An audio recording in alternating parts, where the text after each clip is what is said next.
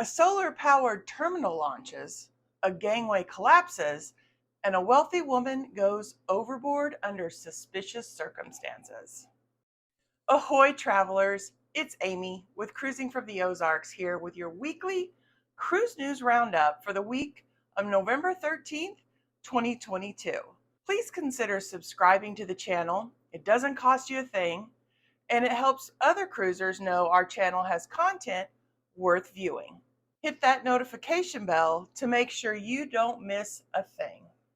Let's start out with one of the most shocking pieces of cruise news this week, and that is the collapse of the Norwegian gangway in Panama. On Tuesday, the gangway collapsed from deck 6 to the pier 2 decks below, while passengers were on it. Frightening. Several guests sailing on Norwegian's Encore sustained injuries and were transported for treatment. The Encore, the largest ship in Norwegian's fleet, was on a repositioning cruise at the time.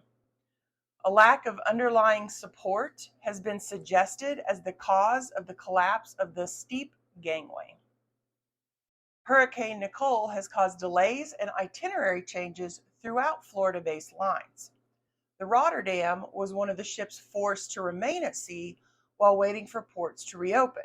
Now, while staying out of the path of Nicole, they helped rescue 14 refugees that were bound for Florida.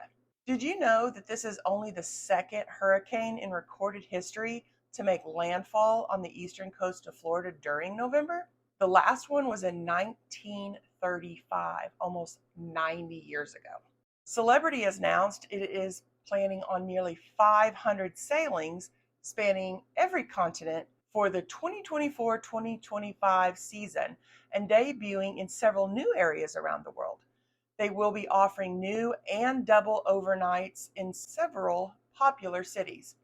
If I was going on a European cruise, getting to stay longer in some of the ports would be a selling point for me. But I'm sure for some, the idea of staying overnight in port is the opposite of what they look for in a cruise vacation. Let me know in the comments your thoughts on having 2 days in a port. Is Celebrity your preferred cruise line? If so, maybe there will be a new itinerary you'd like to explore. Royal Caribbean opens their new solar terminal in Galveston, Texas, with 30,000 feet of solar panels. It is the world's first zero-energy cruise terminal and the home of the Allure of the Seas, the largest ship sailing out of Galveston. Costing $125 million, this new port is part of Royal's plan to be completely carbon neutral by 2050. I've yet to sail on a Royal Caribbean ship, but Galveston is one of our regular ports, so maybe I will get to experience this port for myself one day. MSC is doing its best to compete with the big three in North America, posting a record number of bookings in the month of October, scheduling a higher than average occupancy for the 22 and 23 seasons. MSC Cruises and CEO Gianni Onorato said, "October has been the strongest month for bookings in the entire history of our brand." Their largest cruise ship to date, the MSC World Europa, was officially launched this weekend and was christened today, November 13th, in Doha.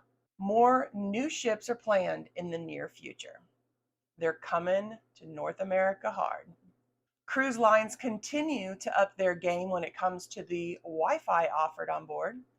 Rumors suggesting that Norwegian is going to be adding Starlink to their ships. If true, that would mean Carnival is the only one of North America's big three that isn't going to be providing Elon's super speed internet. Are you excited about the prospect of even faster speeds while cruising? Are you one of those who like to disconnect while cruising and forgo an internet package? As someone who is constantly plugged in, I do enjoy unplugging during a cruise as much as possible. I usually keep it to the occasional checking of texts and news while in port if I'm somewhere where there is free Wi-Fi.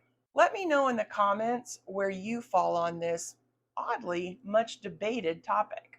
Do you usually get Wi-Fi or do you prefer to unplug? If you are like me and enjoy a good crime story, this week's cruise news has one. The owner of Tiffany's in Turkey went overboard the Norwegian Spirit and into the South Pacific on October 25th under suspicious circumstances. CCTV shows that she went overboard around 3 a.m., yet her boyfriend waited 20 hours to report her missing. It seems unlikely that the 5 foot 1 inch female accidentally fell over the 3 foot tall railings. The family's urging police did question the boyfriend, but he was later released. It is suspicious to me that it would take someone 20 hours to report their cabin mate missing.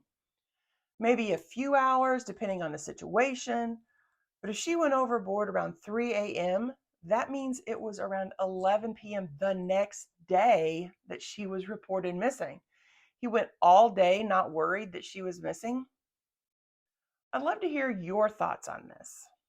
If you stayed to the end of this week's Cruise News Roundup, give yourself a pat on the back and us a thumbs up.